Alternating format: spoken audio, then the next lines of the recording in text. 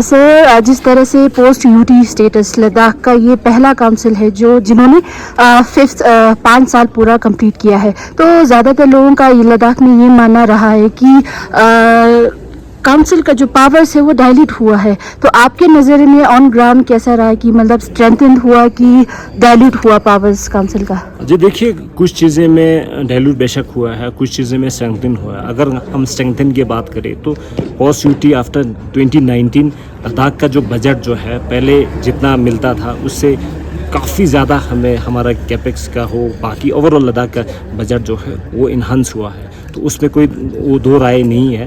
पहले हमने देखा है हार्डली 150 करोड़ जो है सेंट्रली स्पॉन्सर्ड स्कीम सारा मिला के डिस्ट्रिक्ट को मिलते थे, लेकिन आज की डेट में उसका बजट जो है करीब 10 टाइम्स ज़्यादा जो है उसका बजट जो है हिल काउंसिल का भी बड़ा है। लेकिन दूसरा ये है कि अगर हम डाइल्यूट की बात करते हैं, लद्दाख के बजट जो है 5,800 करोड़ है, जिससे उस वहाँ से काउंसिल को हार्डली 300 करोड़ है, ले और करगिल दोनों का, जिसका लोकल रिप्रेजेंटेटिव या हिल काउंसिल का जो है हार्डली 10% के बजट पे नहीं तो से नहीं है, और 90% के जितने भी बजट है उसका सारा से और उसका सारा डिसीजन जो है यूटी प्रशासन करते हैं, एलजी साहब करते हैं। तो उससे क्लियर जाहिर होते हैं कि काउंसिल कहाँ स्टैंड करते हैं। हालांकि पार्लियामेंट में ये क्लियरली कहा है जो भी लद्दाख के लिए जो बजट उन्होंने दिया वो काउंसिल के थ्रू ही, काउंसिल रूटेड काउंसिल के थ्रू फिर जाएंगे, ऐसा कुछ हमने देखने को नहीं मिला।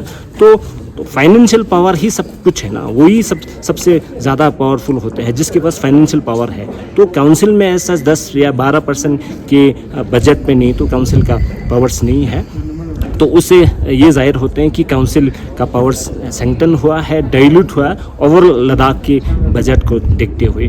बाकी आपने देखा कि पहले हिल काउंसिल जितने भी जो लैंड अलॉटमेंट वगैरह है, चाहे कम्युनिटी लैंड अलॉटमेंट हो चाहे इंडिविजुअल अलॉटमेंट हो, सारा जो है काउंसिल करते थे। पोस्ट यूटी के बाद ऐसा कुछ भी अलॉटमेंट जो है काउंसिल के दौरान ये नहीं किया है, क्योंकि एलजी या पिछली एलजी ने क्लियर कहा कि पहले तहसीलदार इसका अलॉटमेंट करते थे, अभी उसका डीसी को अलॉटमेंट ट्रांसफ़र करा, जिसकी वजह से एक भी अलॉटमेंट जो है इसी 5 साल में देखने को नहीं मिला। कम्युनिटी के लिए बेशक लिया होगा उन्होंने, डिफेंस पर्पस के लिए, अदर पर्पस के लिए किया होगा, लेकिन इंडिविजुअल पे पोस्ट 2019 में ऐसा कभी नहीं हुआ। वो मैं समझता हूँ काउंसिल का एक बहुत बड़ा जो पावर जो है डाइल्यूट होते देखा है। बाकी ये मोटे यही 2 चीज़ें हैं जी सर। और जिस तरह लद्दाख के यूटी के बाद यूटी प्रशासन भी चला रहे थे और हिल काउंसिल भी चला रहे थे गवर्नमेंट में, तो यूटी गवर्नमेंट किस तरह से हिल काउंसिल के साथ कितना कोऑपरेटिव था, आपके हिसाब से क्या लगता है? कोऑपरेटिव जैसे हिल काउंसिल के चेयरमैन और ईसीस ने कैसे लाइजन उन पे रखा है उस हिसाब से निर्भर करता है। बाकी आपने देखा है कि मेजर डिसीजन जो है यूटी अपने लेवल पे ज़्यादातर करते देखा है। तो उस हिसाब से ये है कि काउंसिल को कुछ हद तक हर चीज़ में जहाँ ज़रूरत है, डिसीजन में ज़रूरत है, उसमें इन्वॉल्व करते मैंने नहीं देखा है। तो वो मैक्सिमम ब्यूरोक्रेट उन्होंने डिसीजन लेते मैंने देखा पिछले 5-6 सालों में।